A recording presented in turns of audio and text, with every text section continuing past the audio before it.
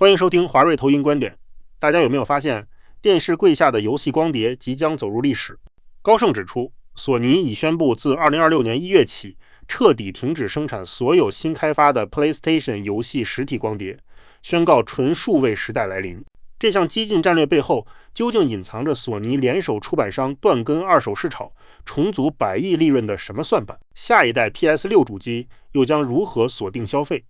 今天带你快速拆解这场看不见的独取槽大洗牌。高盛指出，索尼旗下的索尼互动娱乐已明确表示，自2026年1月起，所有新推出的游戏将不再提供实体光碟版，玩家未来只能透过官方的 PlayStation Store 或是合作零售通路购买数位代码。高盛对此给予了索尼股票买入评级，并将目标价设定在强势的16100日元。高盛的核心观点是，这项全面切断实体光碟的决策完全契合索尼目前获利至上的利润极大化战略。这不仅能大幅收复被中间零售商瓜分的利润，更计划在2028年前联手全球4大游戏出版商，彻底从根源上终结长久以来分流利润的二手游戏交易市场，为索尼的股价重估释放出惊人的长线溢价。我们来细细拆解高盛做出这项判断的底层数据与商业逻辑。首先是消费者习惯转变的数位化大迁移。高盛指出， PlayStation 软件数位销售占比已从2020财年的 53% 飙升至2024财年的 70%。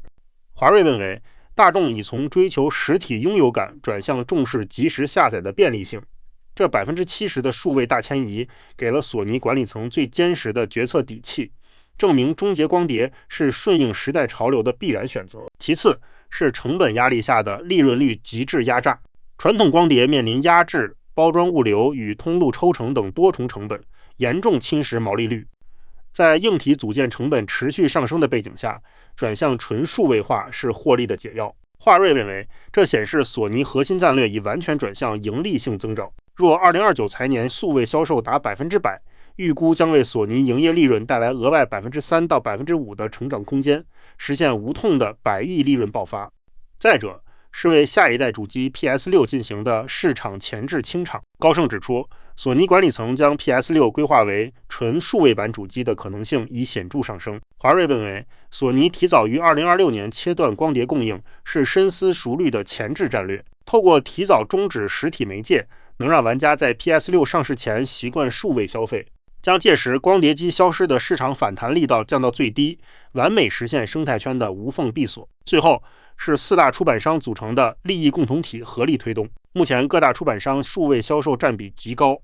万代南梦宫为 57%， 科乐美为 64%， 史克威尔艾尼克斯为 81%， 卡普空更高达 93%。 华瑞认为，这证明开发商比索尼更渴望数位化以阻绝二手交易。随着平台霸主索尼带头冲锋，出版商将迅速跟进，加速实体光碟退出历史舞台。在这份报告中，华瑞认为，市场目前最容易忽略的关键细节是二手市场断根与竞争格局重塑之间的时间认知差。大众往往只关注光碟包装成本的节省，却忽视了停产湿季光碟所带来的二手市场100亿潜在销售额回流才是真正的利润爆发点。在数位时代，每一笔交易都只能在官方商店以全额发生，这会直接让万代南梦宫或科乐美等数位化比例较低的出版商获得极大的获利弹性。然而高盛也警示，这是一场硬核的豪赌，一旦索尼切断光碟，可能会迫使部分依赖二手回血的预算敏感型玩家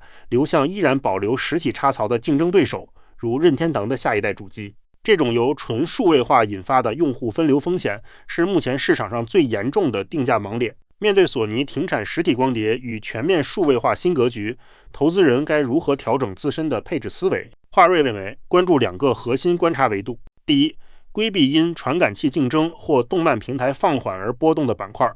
配置应向具 D2C 通道的出版商龙头倾斜。第二，忽视短期硬体销量起伏，将官方商城续订率与出版商数位利润改善速度作为估值重置的领先指标。总结来说，停产光碟是索尼旨在收回分发权、断根二手交易的100亿利润重组革命。看清去中介化暴力逻辑与分化风险，才能做好稳健配置。以上就是本期节目的全部内容，感谢各位的观看，希望今天的内容对您有启发。如果您喜欢我们的内容，欢迎追踪华瑞。若您对加入华瑞有兴趣，或是想要与我们进一步联系，欢迎随时与我们联络。